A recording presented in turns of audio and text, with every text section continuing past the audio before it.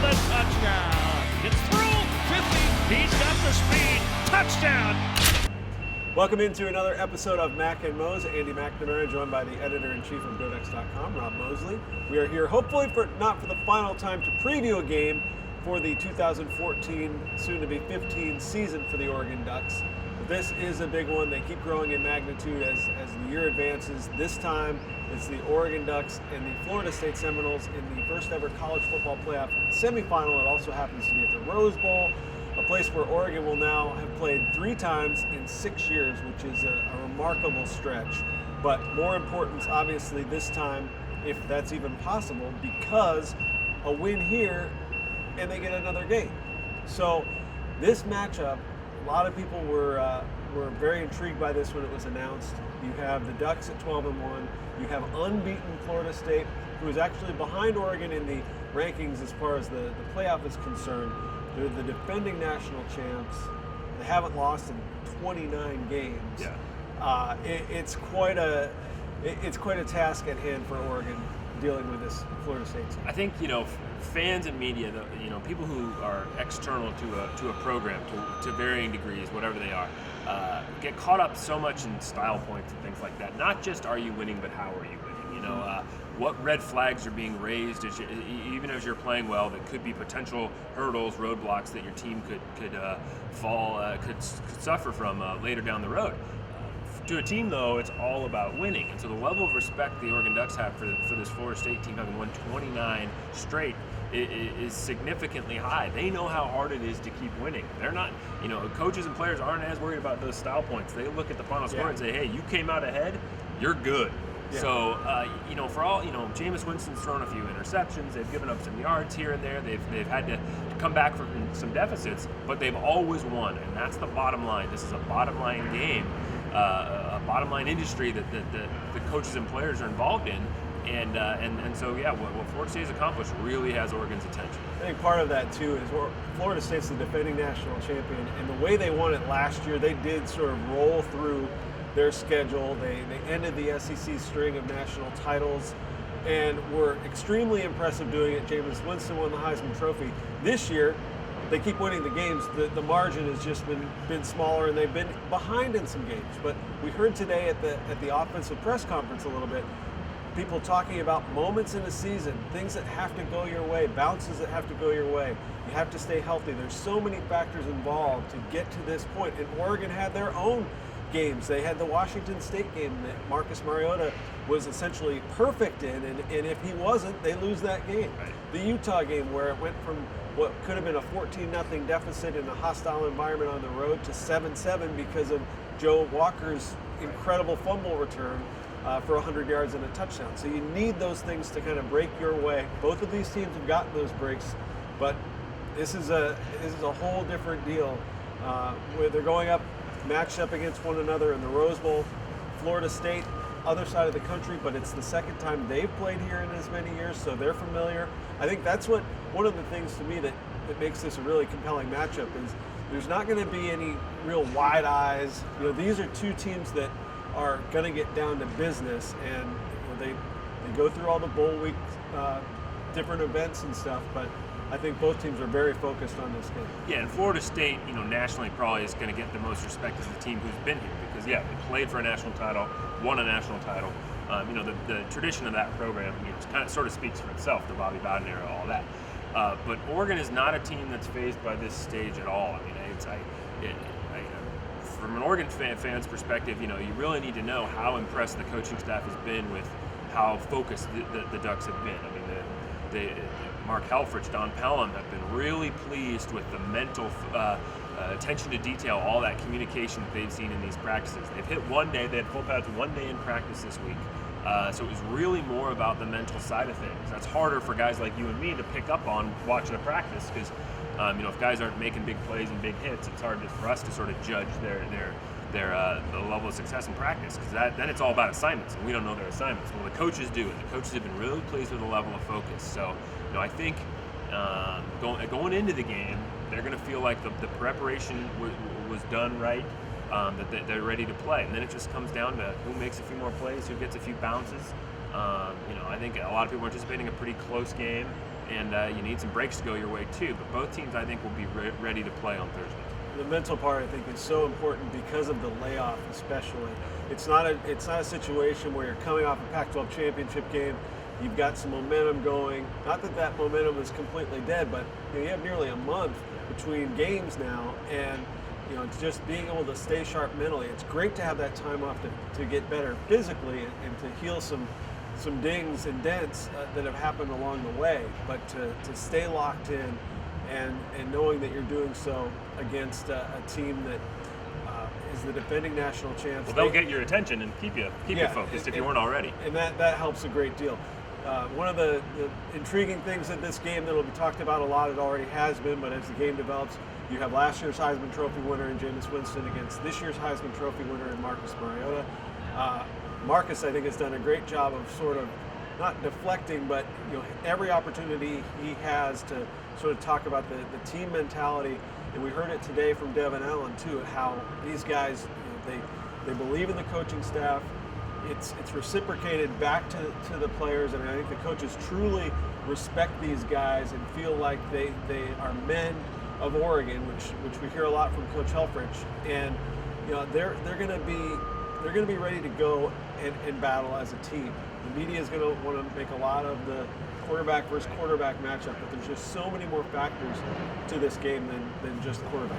I look back on a practice a couple days ago where Ivo Epriolamo drops by practice to give a pep talk to the secondary.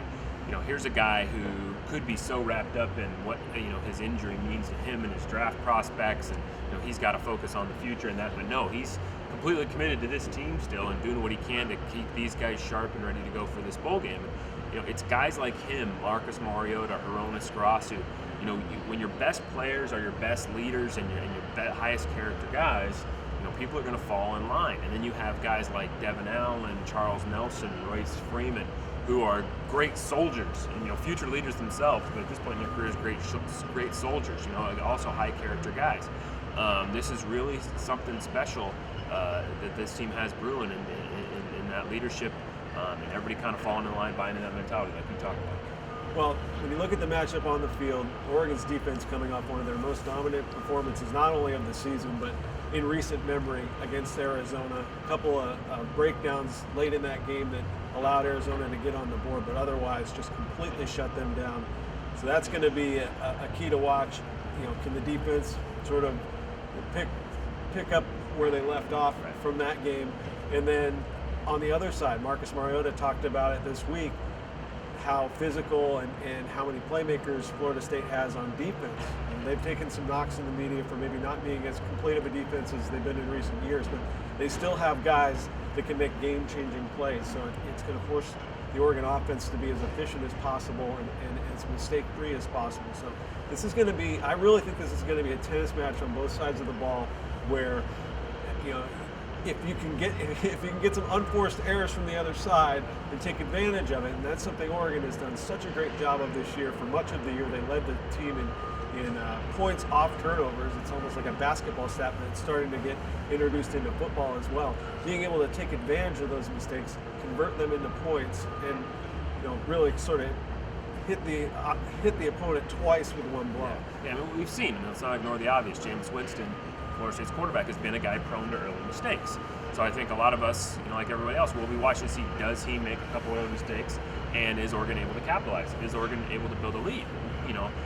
That same token, the Ducks haven't always been great at finishing strong. I think we look at, say, the UCLA game, which was kind of in hand, and then the Bruins made the final score closer than it was. Well, in this second trip to the Rose Bowl this season, you don't want to see that happen, because Florida State has proven time and time again they can come all the way back, even if you get them down. So the Ducks really are going to want to focus on keeping their foot on the gas all 60 minutes. I look at this being just how does each side contain its skill players? Florida State is so big on the defensive line. Can Oregon exploit speed on the edges to find some open space? And by the same token, we look at Dalvin Cook, Rasheed Green. There are some elite skill position players on this Florida State offense that the Ducks are going to have to contend with and try to contain.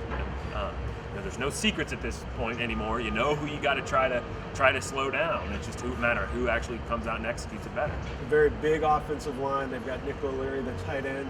They've got speed on the outside at receiver, as you mentioned.